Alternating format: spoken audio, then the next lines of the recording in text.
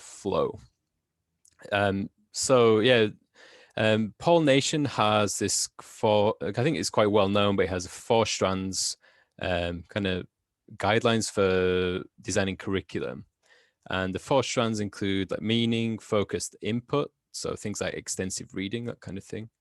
Meaning focused output, like free writing, writing diaries, or speaking, which I'll talk about in a bit more in a second.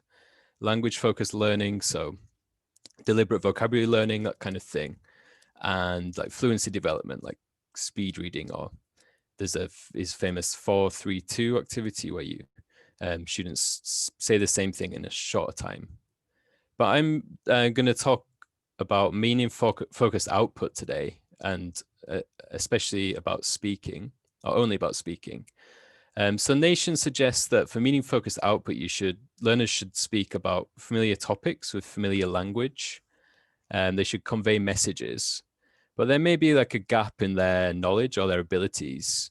So that Nation suggests we should provide communication strategies and tools to help learners with meaning focused output. Okay, so yeah, the polyglot part of my presentation.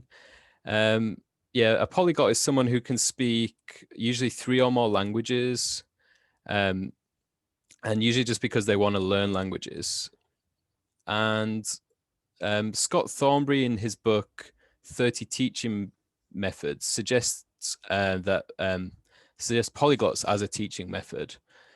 He says they're rarely mentioned in SLA research, but learning strategies, enthusiasm could be motivating for classroom learners. This is something I was interested in last year, but when I looked at it, there is no real polyglot method. Most polyglots kind of recommend that learners kind of find their own way and kind of work out what works for them. But I just thought I could concentrate on one polyglot strategy and do like a short research project about it. And that polyglot strategy is speaking from the first day of language learning, which this polyglot's Benny Lewis, he suggests. I don't have time to really show the clip, but in this video, he's been learning Japanese for 1 week, and he has like a 10-minute conversation with a Japanese person on Skype or online. You can see the screenshot there. So he's like really trying hard to communicate with the other person. And I'll mention this again later, but this is something I showed to my learners to try to motivate them. So the final thing I'll talk about before my project is engagement or flow specifically. So that I was measuring engagement in this study. So give a bit of background about flow. Csikszentmihalyi says that, I mean, there's more to flow than this, but basically you have, for every task you do, it could be work, it could be learning a musical instrument, it could be learning language. You have skills that you have to do the task, and the amount of challenge that it kind of takes you to do it. And he suggests that if you have if you have like lots of skills, but you're not feeling very challenged, you're doing something that's too easy for you, then you're going to experience boredom probably. But if you're trying to do something that is really challenging for you, but you do not have the skills, you're going to have anxiety. So Csikszentmihalyi suggests this flow channel in the middle where you have the right balance between challenge and skill.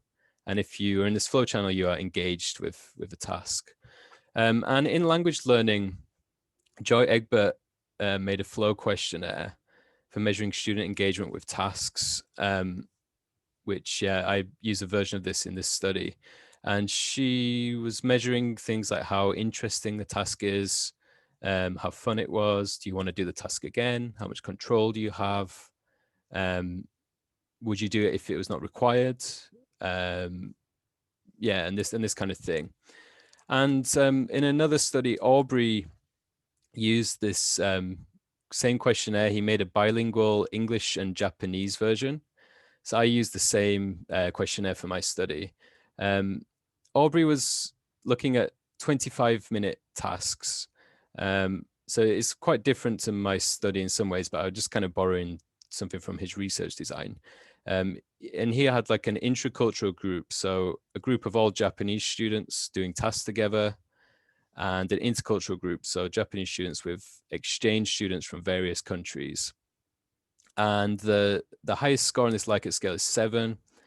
He found that the students in the intercultural group were more engaged by just over 1 Likert scale point. So those are the things that influenced my study. I know maybe it's a little bit random, but this is how I came to do this research. So I developed 3 research questions. And that was, how engaged are the participants with the 5-minute free speaking task, which I'm going to define more specifically in a second. Are the participants more engaged when doing 5-minute free speaking with their teacher or with a peer, with another student? So I wanted to compare 2 things. And also, how should this activity be implemented in future courses? So I did this study about 1 year ago, 2019, at a small private university in Kansai, Japan. So this was in the classroom before all of this year's craziness. I had 21 participants in 2 different classes. So I had, there's a first year class and second year class that also had some repeater students in it. But their proficiency level was very similar, based on their class placement test, somewhere between CFR level A1 and A2. So really beginner level students. And I did this study in a communicative English class, which is an elective course. And the way that I designed the course was we did like textbook activities. The textbook was compulsory, assigned by the university, but we did mainly textbook-based stuff on Monday and Wednesday. So yeah, this is like quite a lot of class time, 3 90-minute periods per week. So this can be quite unusual, I guess, at university. And then on Friday, on one of the 90-minute periods, we would do extra activities to try to get some of that meaning-focused output. For example, task-based learning, dogma activities, watching short films, and also they had some time for self-study, sometimes like video watching or textbook online self-study. Okay, so how I'm defining free speaking in this study is speak for 5 minutes about any topic. So I didn't give the students any topic to choose. It was just free how I went. I've put only use English. I mean, should try to only use English. It's not something I was really strict on, but I want them to try to use only English. And then also, if they were stuck, I gave them, well, I asked them to use these phrases, which is something we noticed from watching the Polyglot video that I mentioned before. So Benny Lewis is speaking Japanese. So he said these things in Japanese, but he did 3 things quite consistently in this video to help him when he didn't understand. So they're quite simple things, but could you say that one more time, please? Could you write it down? If he couldn't hear what the person said, maybe he could understand it if they wrote it down. And another thing he did was, do you have any questions for me? Which sometimes, you can't think of something to say. He's putting the onus on the other person to speak. Yes, I asked my students to use these 3 kind of questions if they were kind of getting stuck. So I had these 2 conditions. In 3 of the weeks, the students talked to me for 5 minutes, and in 3 of the weeks, 6 weeks in total, they talked to another student. This was a random partner that changed each time. And this was alternate weeks. So student teacher in the first week, student second week, student teacher third week, etc. And when we implemented the task, I gave the students some time to kind of think about topics before. And this was optional really, but I know some students do benefit from a bit of thinking time. It wasn't that they were like writing out what they were going to say, but just to think about, what could I talk about today? And then we did the 5-minute free speaking. So in the student weeks, this happened really quickly. Everyone was speaking at the same time. So all finished in 5 minutes. On the student teacher weeks, I spoke to each student individually, one by one. So obviously it took more time, and the other students, while they were waiting, were doing like self-study activities. Then immediately after the activity, they did the Likert scale engagement survey, like the one that I showed before. And also asked them just to think about what was anything they wanted to say but didn't have the language for. And maybe this could help them in the following week or just with their language development in general. I also recorded 1 week of each condition as well, of all the conversations in the final week of each one. And I asked the students to complete a post-study survey. I asked them directly which condition they preferred, and also some other qualitative responses is mainly I was asking them what they liked and disliked about each condition. And here are the results really. So again, this is a 1 to 7 Likert scale. I use the same Likert scale and questionnaire as Aubrey had in that study I mentioned before. And in the student teacher weeks, the mean score is 5.82, student weeks 5.65, so it was higher in the student teacher week. I also did a t-test to compare these the means, and this was statistically significant difference, which means that although it's a really small difference in means, but this means that it's unlikely that this difference in means was down to chance. It's likely that the students were actually more engaged in the student teacher weeks. I also did Cohen's D as a small effect size based on Plonsky and Oswald's guidelines. And also, when I asked the students directly which one they preferred, 95% said the student teacher week. So yeah, it seems they were more engaged in the student teacher weeks. So I'd like to show just a short extract of each condition, just as a kind of typical example of the kind of talk that students did, and some of the post-study qualitative answers. So this is student week, and you can see like I think this is quite typical. The turns are quite short. I would say the use of Japanese is typical too. Occasional words mid-sentence, chotto, little expensive, Christmas kana, this kind of thing. I would say it was quite typical. And the topic, yeah, very familiar topics. In this example, talking about food. Other topics included like sports, manga, just things that the students were interested in.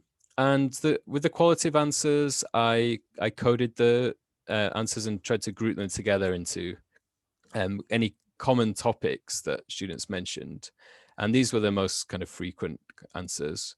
So positive comments about the student weeks were 7 students said it was good. They had a common interest. They could speak about, common topics. Nice to get to know their classmates, that kind of thing.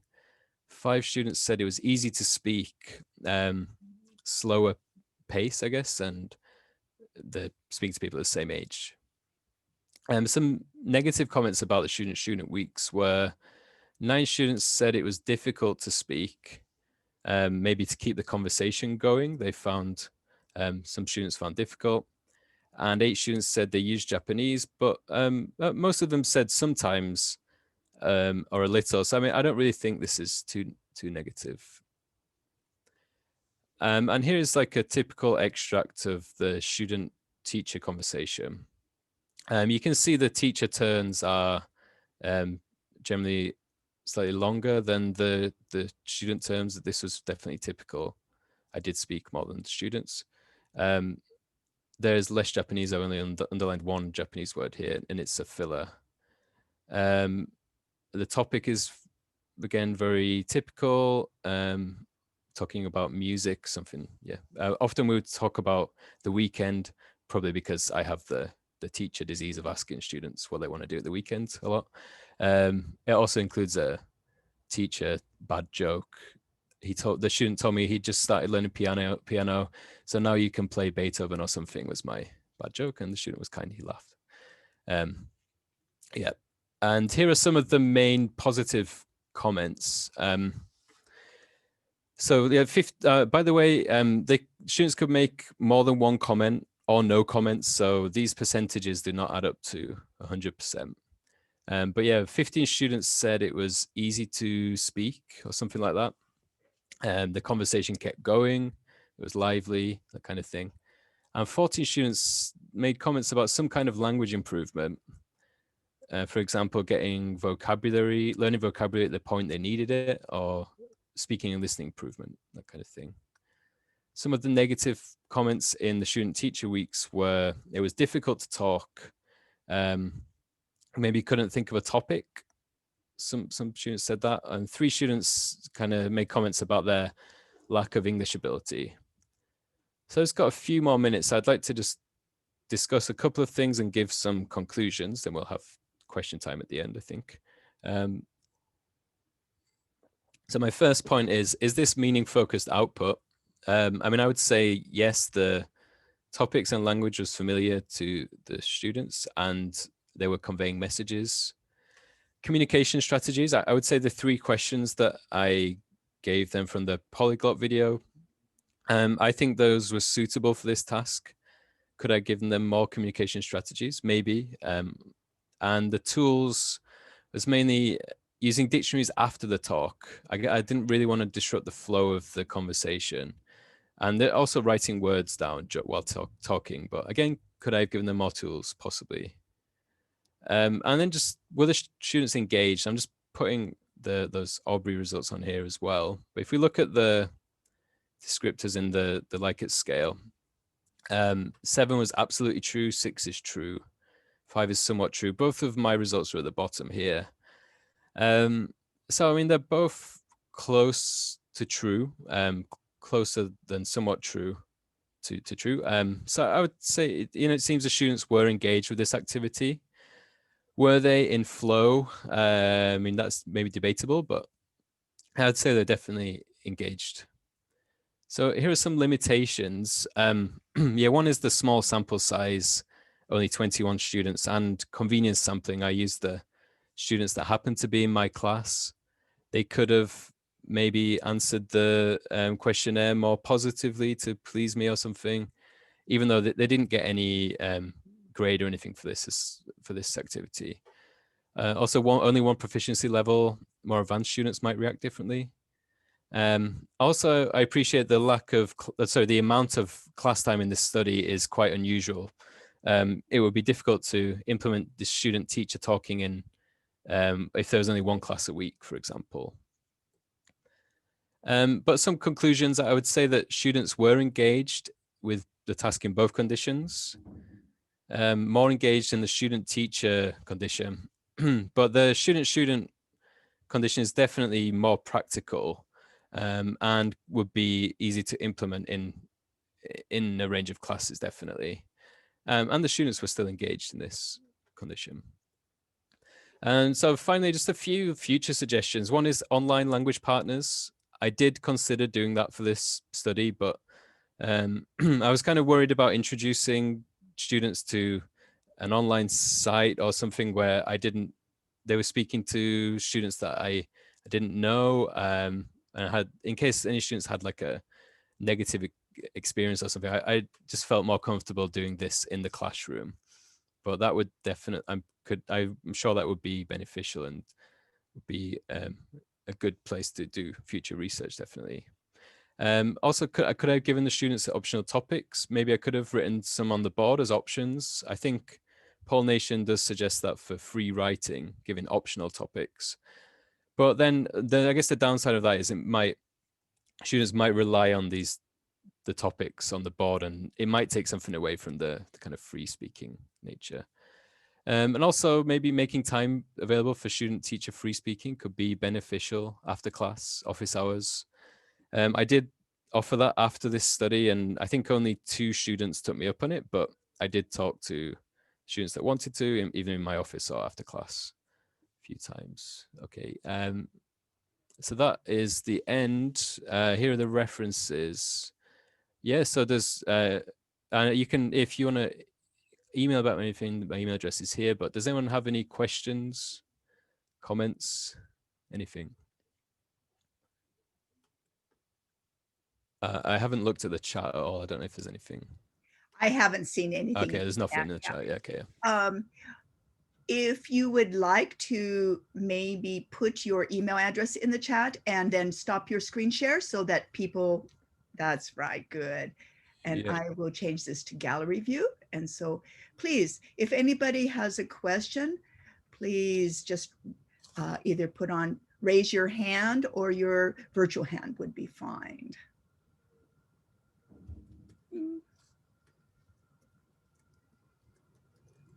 Oh, great, John. Please unmute yourself. There we go. Okay, Chris, thanks for an interesting talk there. Yeah, I do a lot of free talk as well with my students.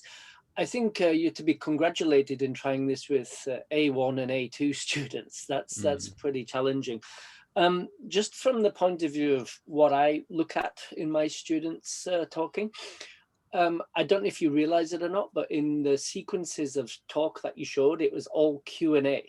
And students get into this habit that a conversation is one person asks a question and the next person answers that question. Then person A asks another question, then answers another question. So maybe that's something you want to think about when you do this in the future, is try to, you were talking about giving students strategies. Yeah.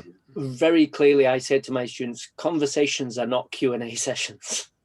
Okay. And not every conversation has to start with a question. Rather than what did you do last weekend, tell the person what you did last weekend as the conversation opener. Yeah, that's a good point. I guess like the communication strategies that I gave, thinking about it now, were all questions too, weren't they? Yeah, that's a good point. Yeah. Okay, Patrick, you had a question too? Just kind of bridging together, John, and thank you, Chris. Yeah, okay. Yeah. Bridging the two together, I was just curious what John had mentioned about the question and answer versus the flow.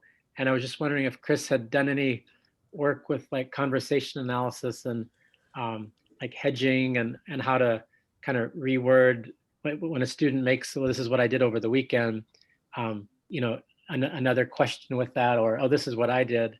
But just little devices, were those pre-taught at all, or? No, not all really. I mean, nothing was pre-taught with this. It was, I mean, like I said, we were doing other things in the class, obviously, but yeah, I guess like my kind of the spirit of doing this was to emulate the polyglot that I mentioned, and just trying to speak in the language, but yeah, and also I think this kind of echo my experience when I came to Japan. I worked in public elementary schools. Every day I would go into work, and at some point in the day I would run out of things to say, but then I would just think about what can I say next time, and that was it really. But yeah, definitely this is not an area that I'm an expert in by any means, and I guess teaching those kind of things, you know, could have been useful. Yeah. Thank you. But okay, so we have now reached the end of our time, and would everyone please unmute yourself, and let's give our presenter a big round, and thank you so much. Thank you for coming today. Now, if